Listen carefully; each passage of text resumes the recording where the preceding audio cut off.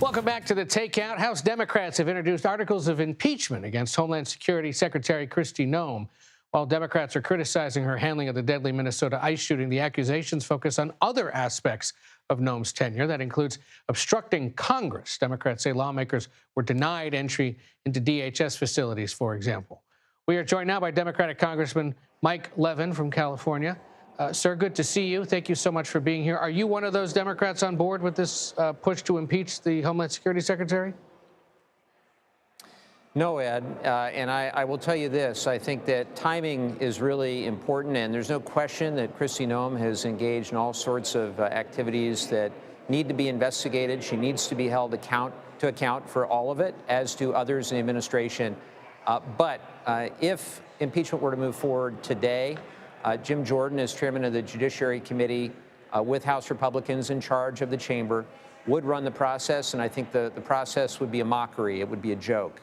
And it would undermine the very intent, which is to have a impartial adjudication of the facts, to call the right witnesses, to actually do things in a transparent way.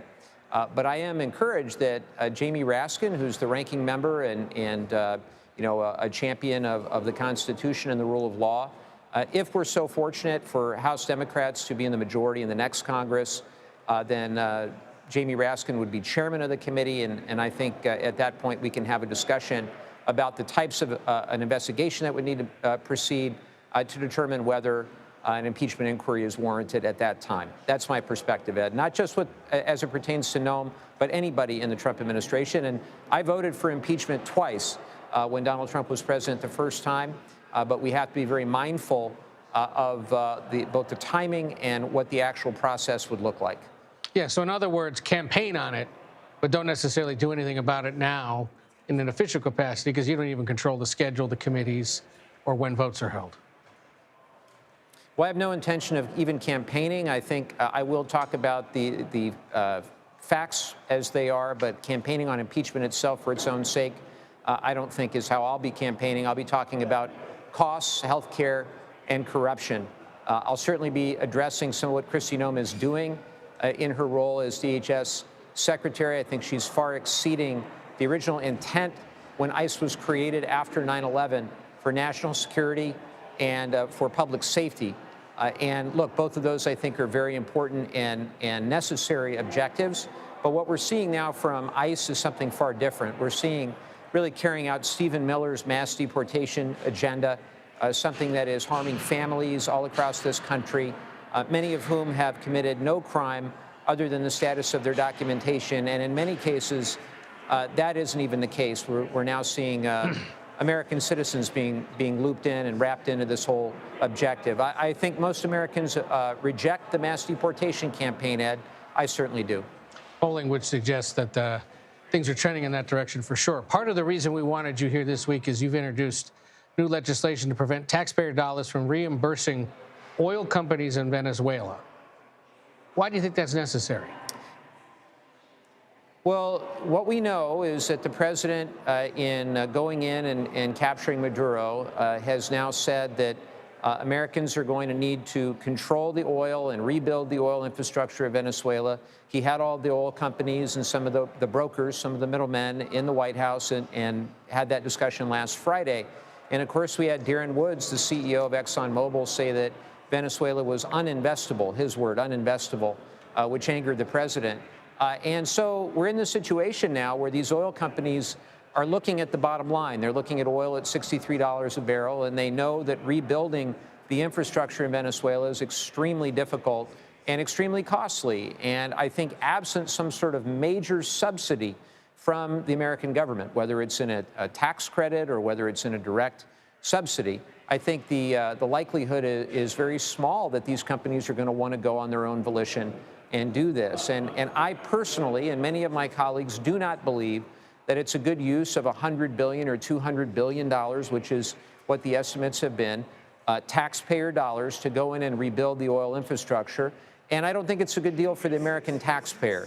If you give the benefit of the doubt to the administration that they're going to go in, rebuild all the infrastructure, will have political stability in Venezuela for many years to come, let's say all that's true. even if they do all of that, it only increases global oil supply by maybe 3%, 4%, and the net impact on the global commodity price might be 10 cents on the gallon when it actually gets to the American consumer in a gallon of gasoline. So the expenditure of hundreds of billions for 10 cents on the gallon, I just don't think is worth it, and nor do I think it's the right way to compete with China and other countries.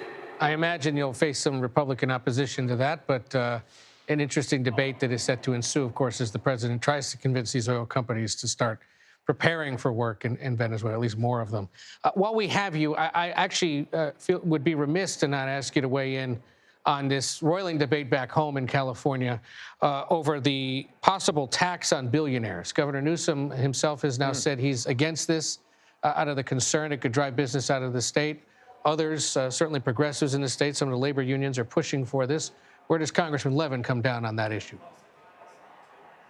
Well, I think we need a fair tax code, not just in California, but across the country as a whole. And I think that the steps that the Trump administration and the House and Senate Republicans took with the big, not so beautiful bill earlier this summer, ultimately creates a less fair system where those at the top are not paying their fair share, and the burden ultimately will go on those in the middle class, lower middle class.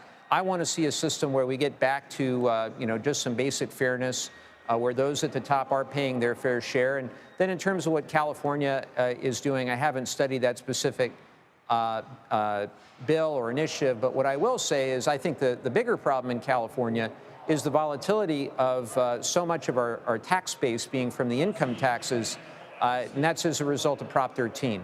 Prop 13, of course, locks in those property taxes, and there's pro and con to it, but it really has created a structure in California where you have these wild swings, the state running huge surpluses or huge deficits. And I want to see us get to stability in California and run a balanced budget, just as I want to see the United States stop borrowing mountains of debt every single year from China and from other countries. If we really wanted global competition with China and with other major nations, I think, Ed, one of the things we have to do is stop borrowing so much darn money. We're going to hit $40 trillion. And we run 1.6 trillion a year. I'm on appropriations, so this is a labor of love for me to get the United States back to trying to balance its books. All right. Well, we'll see, because it's not gone yet, but obviously some pretty strong opposition is from the governor and from some others, and others who say it should be on the ballot. We'll see. Congressman Mike Leavitt, thank you so much for joining us. Come see us down the street here in person at some point, and we'll talk to you soon. You got it, Ed. You got it. Good to be with you. Thank you.